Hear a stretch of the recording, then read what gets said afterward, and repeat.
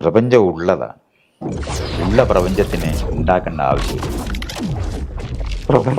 ഉണ്ടായതാണ്. എന്നാൽ നമ്മൾ കാണുന്നതല്ല.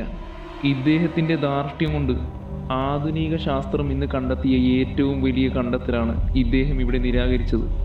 പ്രപഞ്ചം പണ്ടേ ഉണ്ടായിരുന്നു എന്ന വാദം കഴിഞ്ഞ നൂറ്റാണ്ടിൻ്റെ 20-ാം ശതകത്തിൻ്റെ ആദ്യ ദശകങ്ങളിൽ തന്നെ ശാസ്ത്രലോകം തള്ളിയതാണ്. 1930കളുടെ ആദ്യ ദശകത്തോടെ പ്രപഞ്ചത്തിന് ഒരു തുടക്കമുണ്ട് എന്ന് ശാസ്ത്രം സ്ഥിരീകരിച്ചു. അതെ, ഈ മഹാപ്രപഞ്ചത്തിന് ഒരു തുടക്കമുണ്ട് എന്ന് ശാസ്ത്രം സാക്ഷ്യം വഹിച്ചിട്ട് ഒരു 100 വർഷം പിന്നിട്ട് കഴിഞ്ഞു. ഇന്ന് നമുക്കറിയാം പ്രപഞ്ചം ഒരു ബിന്ദുവിൽ നിന്നും ഉണ്ടായതാണ് എന്നും പ്രപഞ്ചത്തിൻ്റെ പിറവിയോടെ സമയത്തിൻ്റെയും ദ്രവ്യത്തിൻ്റെയും സ്ഥലത്തിൻ്റെയും ഒരു മണ്ഡലം പിറവിയെടുക്കുകയായിരുന്നു എന്നും. അതെ, ചോദിക്കാം, പ്രപഞ്ചത്തിന് മുൻപ് അപ്പോൾ ഒന്നും ഉണ്ടായിരുന്നില്ലേ? ശൂന്യതയാണോ നിലനിന്നിരുന്നത് എന്ന്? ഉത്തരം ശാസ്ത്രത്തിന് തീർച്ചയാണ്.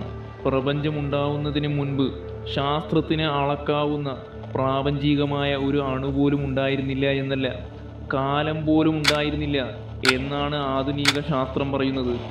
അതെ, ആധുനിക ശാസ്ത്രം പറയുന്നു കാലത്തിനും ഒരു തുടക്കമുണ്ട് എന്ന്. പക്ഷേ ഇന്നും ശാസ്ത്രത്തിന് പ്രപഞ്ചത്തിന് അപ്പുറം കാണാൻ കഴിയുന്നില്ല, കാലത്തിനും അപ്പുറം കാണാൻ കഴിയുന്നില്ല. പക്ഷേ എനിക്ക് നന്നായി കാണാം.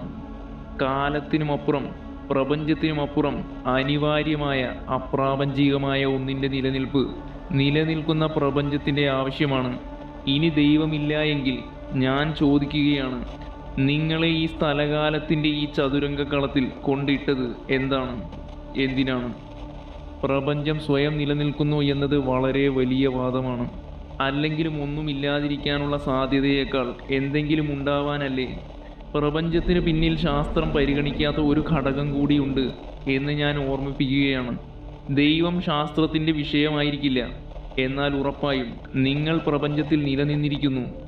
പ്രപഞ്ചം സ്വയം ഉള്ളതാണ് എന്ന് പറയുന്നത് കൊണ്ട് വിശദീകരണത്തിൻ്റെ ആവശ്യകത ഇല്ലാതാവുന്നില്ല.